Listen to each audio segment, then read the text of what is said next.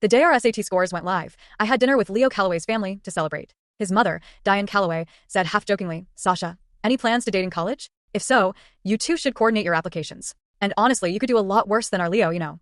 The secret I'd buried deep inside me was suddenly dragged into the light. My face flushed hot, and my eyes instinctively flicked toward Leo. He didn't look up, but I caught it, an unmistakable flicker of disgust on his downturned face. In 18 years, it was the first time I had ever seen that expression on him. I stood there frozen, completely at a loss for how to respond. Oh, come on. Love is personal. Let's not meddle with the kids. My mom smoothed things over and steered the conversation elsewhere. Leo didn't say another word for the rest of the meal. That night, I went home, opened my list of target schools, and quietly crossed off the one I'd copied from the back wall of our classroom, Leo's dream college. That little incident didn't leave a rift between the adults. But for me, I couldn't look at Leo the same way anymore. I thought he felt the same, except the very next day he messaged me first. "Come over this afternoon. Let's hang out."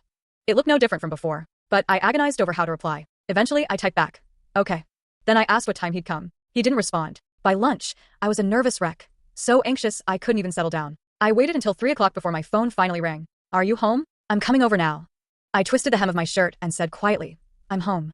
After I hung up, I turned down my mom's invitation to the movies and told her I had plans with Leo. We didn't live far apart, just across the street, Maplewood subdivision to Maplewood subdivision. I figured he'd be here any minute. So I changed and went downstairs to wait. That wait dragged on for another 2 hours. I stared at the string of unanswered calls on my phone and debated whether to try again. But would that make me look clingy? What if he had a genuine emergency? I was still editing a message when someone tapped my shoulder from behind. "Let's go." Sasha. Leo startled me so badly I clutched my phone to my chest, terrified he'd seen the draft. Just as we were leaving, I ran into my mom coming home. "Sasha, Leo, you two are heading out?" Leo flashed her a polite smile. "Just dinner, Mrs. Hart. Not playing around." My mom nodded. "Don't be out too late." When we got to the restaurant, I stopped dead. A whole crowd of people I didn't recognize swarmed Leo with familiar hellos. Maya Vance glanced at me and squeezed in next to him. "So, Sasha's the one you were waiting for. Why didn't you just invite her to hang out this afternoon? Why wait until dinner?" So he'd been with them all afternoon. Then why drag me here? I trailed behind him, waiting for an answer too. "Let's eat. Aren't you hungry?" Leo didn't take the bait. He just herded everyone inside. They all laughed and settled into the booth. Except there was no seat for me. I stood in the doorway, unsure what to do. I wanted to go home. That was my first thought. I practiced the words in my head 100 times before I finally mustered the courage to step forward. "Leo, why aren't you sitting down?" Leo cut me off, turning around. Every conversation at the table stopped dead. Everyone stared. He scanned the booth, saw it was full, and eventually flagged down a server for an extra stool, wedging it next to him. "Sit." The words I hadn't said caught in my throat, but I sat down anyway. And the second I did, I regretted it. I couldn't wedge myself into a single one of their conversations. So I sat there stiffly, sipping soda after soda. Halfway through the meal, Leo suddenly shoved his phone in my face. "Hey mom, yeah, I'm meeting with Sasha. Be back soon." I barely got a smile ready before he yanked the phone back and hung up. He hadn't said one word to me the entire time. And he didn't introduce me to anyone else either. That was the moment I started to understand why he'd called me there. It had all been for that phone call. And just like that, I'd walked right into being his alibi. The meal dragged on forever. By the time we finished, it was already dark. "Oh, perfect, there's a ride. Come on, let's go, let's go."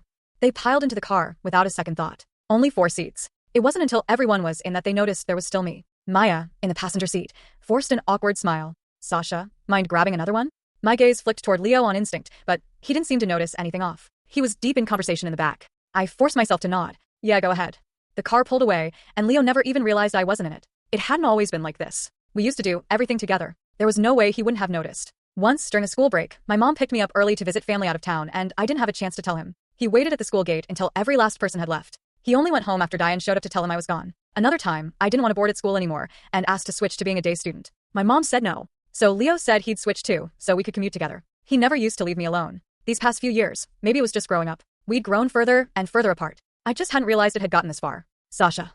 A hot hand clamped around my arm from behind. Leo's brow was furrowed, his breathing uneven. "Why didn't you call for me?" Looking at his face, slightly damp with sweat from running, I had no idea how to explain. What was I supposed to say? That after the disgust I'd seen on his face that day, I didn't know if he'd even care? Forget it. He swiped the sweat from his forehead and let out a small sigh. "Let's go home." We walked back one behind the other. Neither of us said a word. At the split where we usually separated, Leo suddenly spoke up. "Hey, Sasha, figured out which school you're applying to yet?" I didn't know why he was asking that now. I thought about it for a moment, then told him. "Westbrook University." When I looked up, he was already halfway across the crosswalk. My answer suddenly felt pretty pointless. That evening, I saw a hiking challenge posted for a nearby mountain. The finisher meddle looked adorable. So, I shared the event registration on my Instagram story. Before bed, Leo messaged me. "I signed up for that hike too. Wait for me tomorrow. We'll go together." Had he seen my story and signed up because of it? That thought crept in before I could stop it. I clicked into his profile and checked. He'd registered earlier than I had. I clenched my fist and shook my head. "Get it together, Sasha." Had I already forgotten that look on his face? I zoomed in on the photo. They actually have two different designs. The trail isn't that steep either. If I have time, I might do the loop twice. Look, this part even spins. I was mid-sentence, excited to show him the little rotating detail, when I looked up and realized he'd straightened up and was typing furiously on his phone, replying to someone. The rest of the sentence died in my throat. The smile froze on my face. I pulled my phone back and stayed quiet. The bus pulled up. I made it to the door before I realized he still hadn't moved. Thinking of how he'd blamed me for not calling for him last time, I gripped my phone and shouted, "Leo, let's go." He didn't look up. "I'm not going anymore." I stood there frozen until the driver barked at me to get on. I scrambled aboard. As the bus pulled away, I told myself, "It's fine, Sasha. You planned to do this alone, anyway." The mountain wasn't high. By late morning, I'd already claimed my first medal. I grabbed lunch at a diner near the trailhead, then headed back up. And halfway to the summit, I saw him. The guy who'd bailed on me that morning was sitting with a group, his back turned. I spotted Maya among them. She smiled and asked Leo, "Didn't you and Sasha go to the same school forever? Your grades were pretty much the same, right? Think you'll end up at the same college." Leo took a swig from his water bottle and leaned back against the rocks. "All that school stuff when we were kids, none of it was my choice. This time, I'm picking for myself." Maya pressed, "So that's a no?"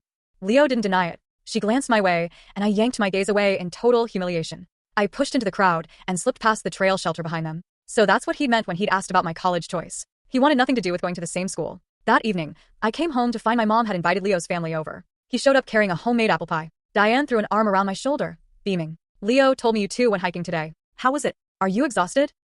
I turned to look at Leo. He was planted on the couch across the room, not paying me the slightest attention. My mind flicked back to that dinner. He'd used me as his alibi again. I understood now. It was fine, not too tiring, and the medals turned out really pretty. I smiled, led Diane to my room, and showed her both medals. After dinner, I found a moment alone with Leo. "Stop using me as your alibi." Confusion flickered across his face. "What?" I kept my voice flat. "Your mom asked me about the hike just now." His posture snapped tight. "What did you tell her?" "You didn't." I didn't say anything. I cut him off before he could finish accusing me, and stood up. "But next time, I won't cover for you." She saw me reading it and said she wanted to borrow it. I shot back. "It's my book. How could you lend it out without asking me?" Leo's response turned sharp. "What's your problem today? It's just a book. Is it really that serious?" I gripped my phone so hard my knuckles ached. "I want it back." He couldn't seem to believe it. "What?" I typed it again. "I want it back. All of it. I'm done lending anything to you." The typing indicator pulsed for a long time. Then he fired back 2 messages. "You're really going to make a scene over a book? Fine. Come get all your stuff. Right now." Fuming, I threw on a hoodie and stormed out. His door was already open when I got there. He was hurling my things into the hallway. "Here's all your crap. Take it and go." "That book? I was the one who gave it to you anyway. I'll just order you a replacement online. Happy now?" I stared at my belongings scattered across the floor. The hurt I'd been swallowing burst wide open. Crying, I gathered everything up, piled it awkwardly in my arms, and stumbled downstairs. The moment I stepped outside, the sky opened up and rain came hammering down. I didn't care.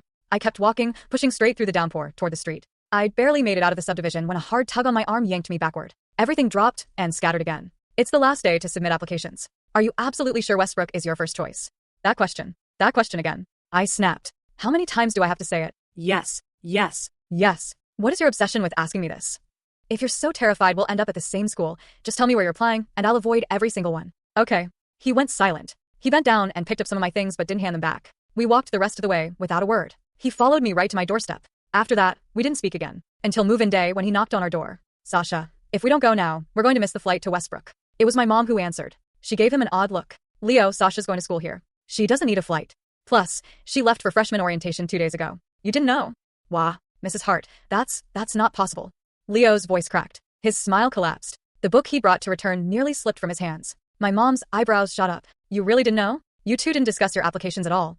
Leo's eyes darted away. He clutched the book and couldn't speak. Downstairs, Diane honked for him, and he finally found his voice. "I should go, Mrs. Hart." He turned, and both finisher medals clipped to his backpack clattered to the floor, one after the other. He didn't seem to hear them. He kept walking, dazed. My mom scooped them up and pressed them back into his palm. He just blinked and murmured, "Thanks, Mrs. Hart." When he climbed into the car, Diane started the engine. "I told you Sasha already left for school, but you wouldn't believe me. What happened between you two? I didn't see Sasha once all summer."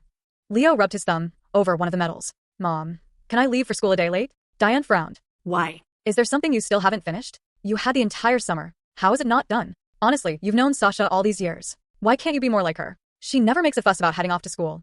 Leo lowered his gaze. A long pause. Then he spoke quietly. "Mom, can you please stop saying things like that?" He squeezed the medal, his voice turning rough. "Can you stop comparing me to someone else all the time?" Diane laughed it off. "Sasha's not just someone else. I can't even mention her." He turned toward the window and murmured, "That's exactly why I don't want to hear her name in that context. I'm scared that if I hear it too much, I'll start resenting her. I don't want to resent her." I didn't end up applying to Westbrook. His relentless questioning had soured the school for me completely. At the last minute, I pivoted and chose a local option with a similar academic reputation, Lakeview State University. It was close to home. Convenient. I came back on weekends. Over holidays and breaks, I traveled, picked up part-time jobs, or did volunteer work. Basically, I made sure I wasn't home. Right before fall break of my junior year, my mom called. Sasha, are you coming home for the break? I tossed a hoodie onto my bed. Mom, I told you, I signed up for volunteer event. Besides, I'm home practically every weekend. Missing me already? My mom sighed on the other end. Then she said more quietly, I ran into Leo at dinner today. He asked me again, on the sly, when you'd be back. Ever since you two started college, he's come home for nearly every break. And every break, you're gone. It's been a long time since you two have been in the same room, hasn't it? Sasha, you've clearly been dodging him for years. Would you just tell me what happened? I leaned against my dorm balcony railing, tapping my fingers against the metal. Nothing really. We just ran out of things to talk about, I guess. My mom was quiet for a moment. Fine. I won't butt in. But I heard from Diane that he's planning to apply to grad school from Westbrook to your university. My hand stilled. He's at Westbrook? Yes. You didn't know? I don't remember what else my mom said after that. I only remember pulling up the Instagram account I'd muted 3 years ago. He had gone to Westbrook. But why? That was never his dream school. And hadn't he interrogated me over and over to make sure we wouldn't end up at the same place? A hollow laugh escaped me. There was no way he'd followed me there. After we hung up, my mom sent another message. Sasha, are you sure you don't want to come home and see him? I glanced at our chat history, frozen on the day we'd fought 3 years ago, and typed back. Mom, he has my number. If he wanted to see me, he could reach out directly. I'd muted his posts. I hadn't blocked him, but in over 2 years, he'd never sent a single message. I genuinely couldn't figure out what he wanted, going to the school I'd said I'd attend, then asking my mom about my schedule like this. I didn't go home for fall break, but after my volunteer shift ended, I ran into him at Ridgeview Mall. The second I saw him, my body reacted before my mind did. I turned and walked away. I don't want to see him. That was the loudest thought in my head. I was weaving through the crowd toward the escalator when he caught up. His hot hand closed around my arm from behind. Sasha. I didn't look back. I yanked my arm free and kept walking. Sasha. He grabbed me again, tighter. Can we talk? Please. I stopped, fixed my eyes on his hand, and said coldly, let go. Sasha. His grip tightened, then released when he met my stare. He lowered his head, his eyes reddening. You told me you were applying to Westbrook. Why did you change it at the last second? I stepped away, face blank. No reason. He jogged to keep up, angling his head to catch my eyes, talking fast. I'm sorry. I shouldn't have said those things to you that day. I wanted to apologize this whole time, but I never knew how. And after a while, I didn't know where to start.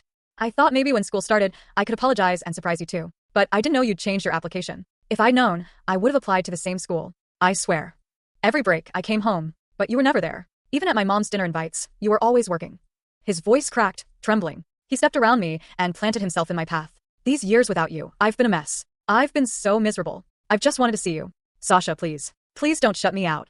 Every time he'd been hot and cold, every time he bailed on me, it all flashed through my mind. Looking at him now, all wounded and pitiful, I almost laughed. I'm shutting you out? Because you said, let's hang out. I waited an entire afternoon. Because you said you'd hike with me, I changed my whole schedule. And what did you do? No explanation. You just didn't show. You bailed on the hike without a word. Turned out you were off with other people the whole time. Then you screamed at me over a book. And now you're saying I'm the one ignoring you? Did you hit your head, Leo? Did you just forget everything? I shot him a cold look, turned, and walked away. Footsteps pounded behind me. I glanced over my shoulder. Don't follow me. A few days after fall break, there was still time before the next holiday. One afternoon, with no classes, I decided to head home. And of course, I ran into Leo right at the entrance to Maplewood. He hadn't gone back to school either. Not wanting a scene in front of the whole neighborhood, I suggested the daily grind. I sat down but kept my bag on. I wasn't planning on staying. So, what else is there? Leo sat across from me and slid 2 things across the table, the book and the 2 finisher medals. Then he stirred his coffee and whispered, I'm sorry. A long silence followed. My patience thinned. I don't need these now. If that's everything, I'm leaving. Wait. He shot to his feet. I'll say it. All of it. I can explain everything. He sat down straighter and started talking. We've known each other forever. And honestly, that's been a blessing and a curse for me. My mom was always stacking me up against you when I wasn't in the room. When we were kids, it didn't get to me. But the older I got, the more it wore me down. He dropped his head. I know you didn't do anything wrong, but I couldn't stop it. Sometimes the resentment would just spill onto you. There were moments when just hearing your name from my mom's mouth would make my whole body react. But whenever I calmed down, I wanted to be close to you again. So I'd find excuses to ask you out. He risked a glance at me, then lowered his head even more. But then my mom would say something like that again, and I'd just shut down. Or disappear on you. That fight we had? Same thing. But I'm not that guy anymore. I've dealt with it. It won't happen again.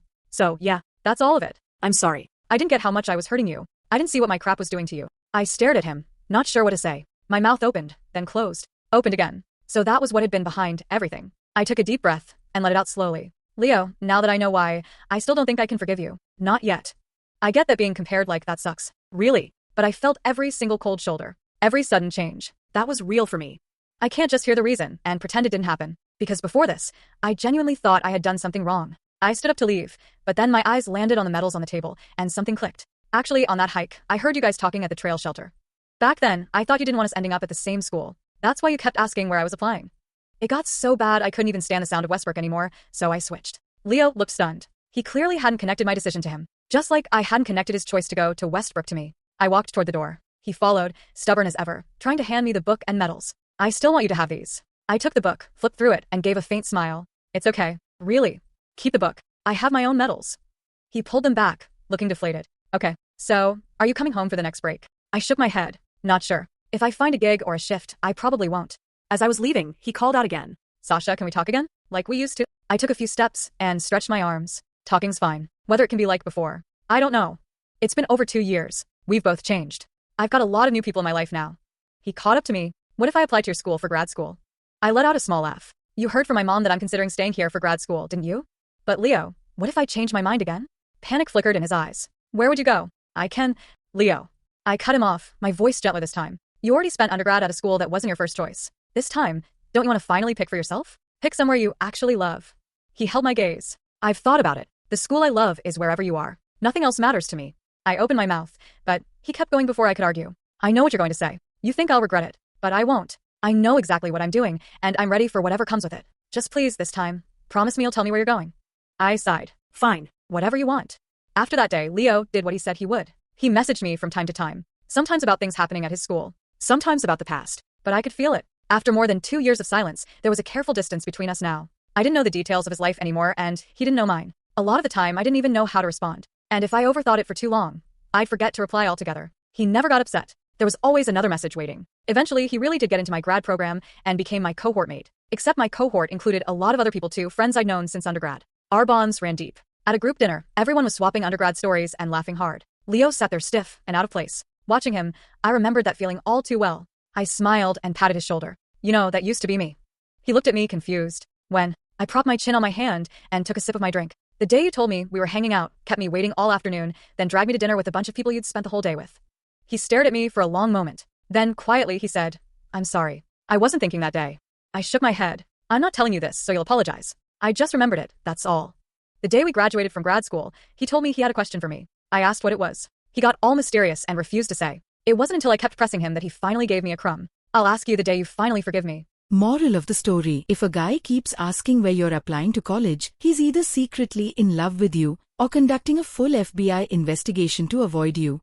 And honestly, with Leo, it somehow turned out to be both. He spent 4 years playing I don't care while following Sasha across universities like a confused golden retriever with emotional damage. And Sasha, changed colleges, collected trauma, medals, and character development, all because one boy couldn't communicate without buffering like bad Wi-Fi. So remember, be an adult. Talk to people before you accidentally turn a crush into a 300-chapter academic misunderstanding.